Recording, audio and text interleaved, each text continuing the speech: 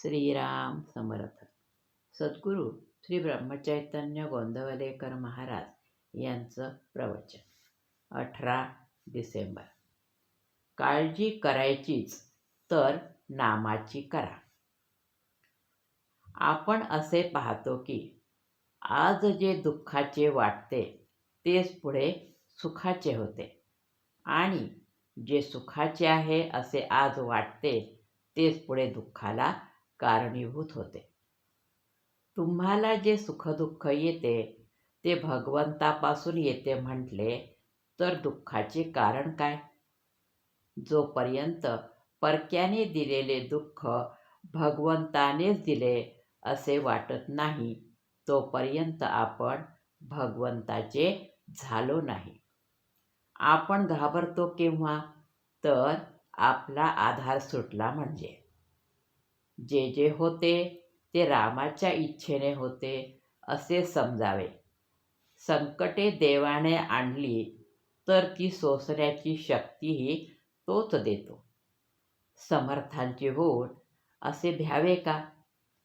समर्थांचे जे झाले त्यांनी परिस्थितीला नाही डगमगू. प्रत्यक्ष संकटाचे निवारण जर करता येते तर मग भीती कशाची धरावी? मुळात जी भीती नाही ती तुम्ही मनाने निर्माण करता, याला काय म्हणावे? खेळातली सोंगटी मेली म्हणजे त्याचे सुखदुःख कुणी करतो का? तसे व्यवहारात आपण वागावे. सुखाने हुरळून जाऊ नये आणि दुःखाने अस्वस्थ होऊ नये.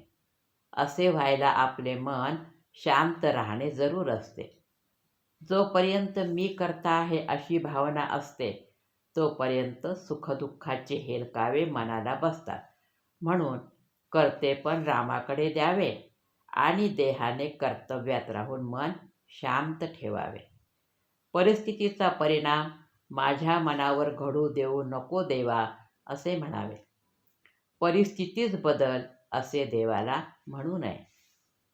ज्याप्रमाणे एखादे विष रक्तात मिसळावे त्याप्रमाणे काळजी आपल्या अंगात भिनली आहे. त्याला वरून औषध लावले तर उपयोग होत नाही. यासाठी भगवंताच्या अनुसंधानाचे इंजेक्शनच पाहिजे. जे दुर्गुण भगवंताचा विसर पाडायला कारण होतात त्या सर्वांचा संग्रह म्हणजे काळजी होय. काळजी हा फार मोठा रोग आहे. पोटात रोग वाढला आणि त्यानेच पोट भरले की रोग्याला अन्न जात नाही. त्याचप्रमाणे ज्याला काळजी फार त्याच्या हृदयात आनंद जाऊच शकत नाही. या काळजीचे आईबाप तरी कोण? देहबुद्धीमुळे आपल्याला काळजी लागते. देहबुद्धी म्हणजे वासना. वासना आणि अहंकार हे काळजीचे आईबाप आहेत. अशा और स्वभावाचे आईबाप असल्यावर पोर असे विचित्र असायचेच. भगवंताचे स्मरण करीत गेल्याने आईचा आणि मुलीचा मृत्यू बरोबर घडून येतो. वासना आणि काळजी दोघी जणी एकदम मरतात. खरे म्हणजे एकच स्थिती कधी कायम राहत नाही, म्हणून आपल्याला भीती वाटते आणि तिच्यातून काळजी उत्पन्न होते.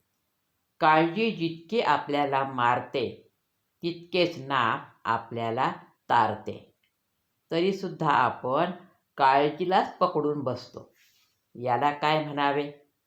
आपला जेवढा वेळ काळजीत गेला तेवढा वाया गेला असे समजावे. काळजी करायचीच असेल तर अनुसंधान कसे टिकेल याची करा. आजचे बोधवचन.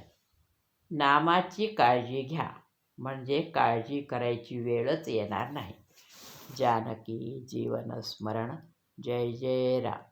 श्रीराम समर्थ.